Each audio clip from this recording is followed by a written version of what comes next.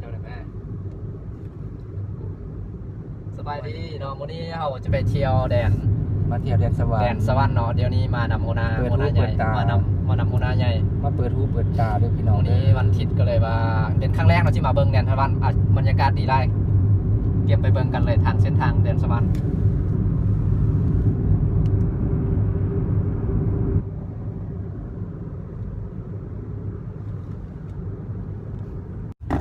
สบายดีเนาะมื้อนี้บาวบานากับอนาทานแก้วอุดรมาเที่ยว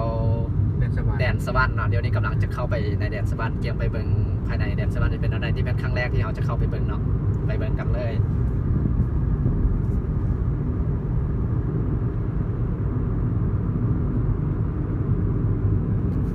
โอ้เข้าไปในเติมเนาะ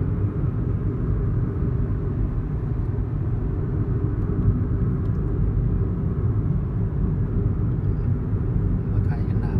ใช่มาทางนี้ได้ไหมำกดกันเถอะ บินน้ำมาแล้วโอ้จะปิดก่อนเราจะจึงถ่ายกล้อง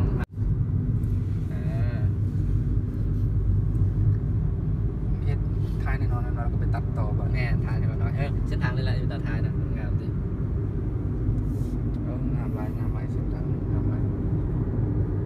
เราก็มาครั้งแรกคือมาเห็นเส้นทางคิดฮอดบ้านยังไม่ไทยให้ไทยนายังไม่ไทยให้ไทยนาอยู่บ้าน กับเส้นทางนะซื้อๆไปเลยอันนี้เป็นเส้นทางเข้าไปในแดนสวรรค์เนาะเส้นทางงามมีต้นไม้บรรยากาศดี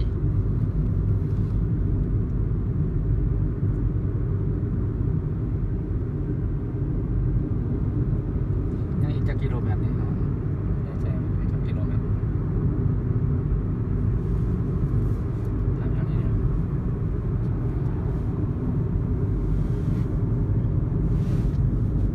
มือกองสมัครลิน นะครับ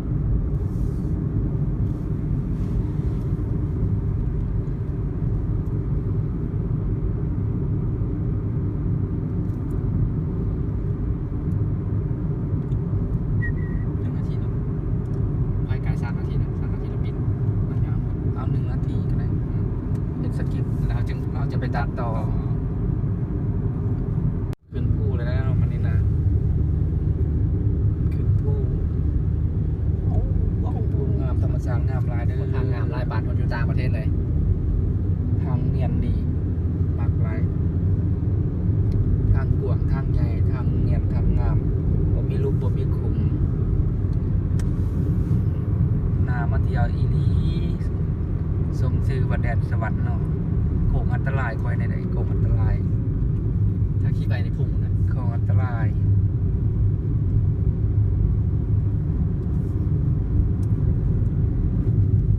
คิดว่ามันสุดทางก็ว่าว่าไหลไปนะโอ้มีภูทะลุอย่างนั้น เก่าไปถึงภู เขาใส่กันความไว เขาไม่เอาอยู่ขี่ไว้ดิยัน วงทางใดๆพุ่นฮอตแล้วแดนสวรรค์รีสอร์ท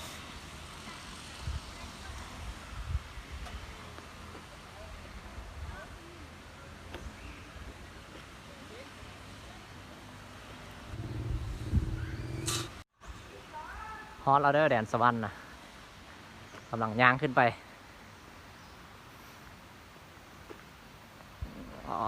งามไร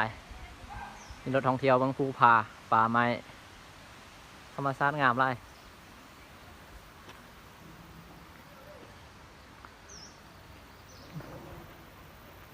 วันนี้บาวบ้านนามาแดนสวรรค์อันนี้อยู่เมืองเกิดมาจากไหนบุษราสิบะคล้ายๆกับเขื่อนเลยคล้ายๆกับเขื่อนไฟฟ้าเลย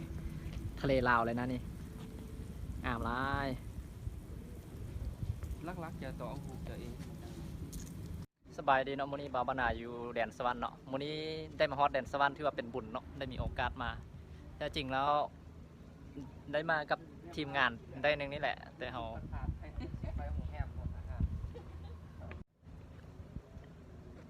งามไร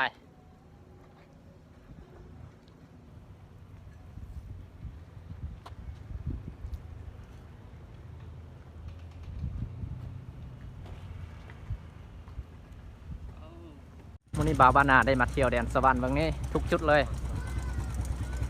ท่าเรือสุขบุรีงามไร เอายอดขึ้นมาอันนี้มั่งเดียวเหรอเอามาเนี่ย แดนสวรรค์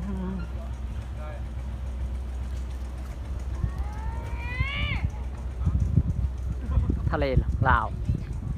งามแต้ๆ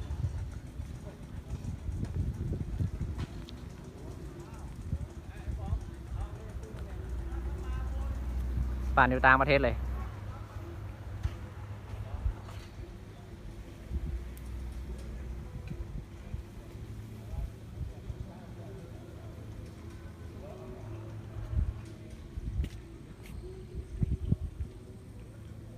งามหลายงามหลายงามหลาย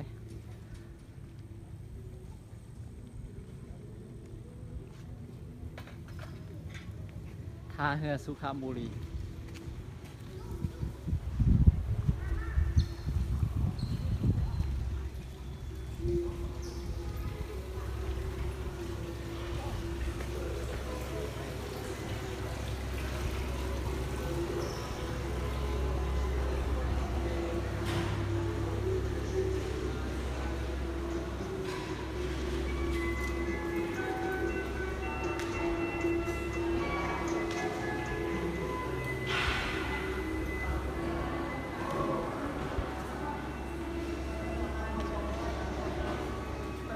ทานอาหารในไหนนี่พร้อม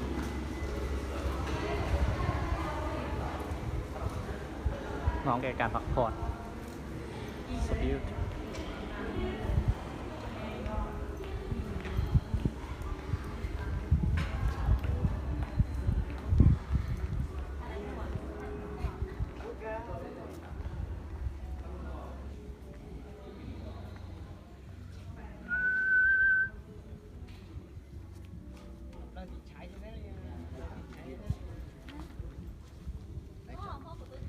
งามก่อนทาราดเนาะ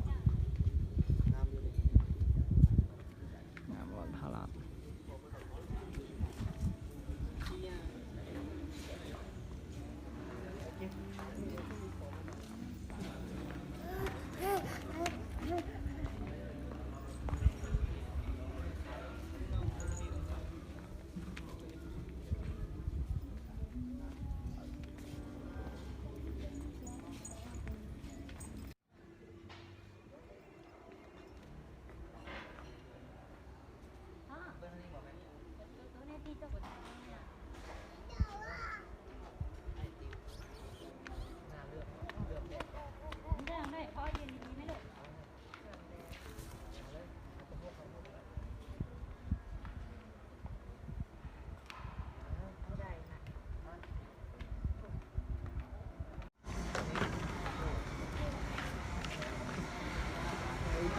อยากโทษเซฟตี้ครับต้อง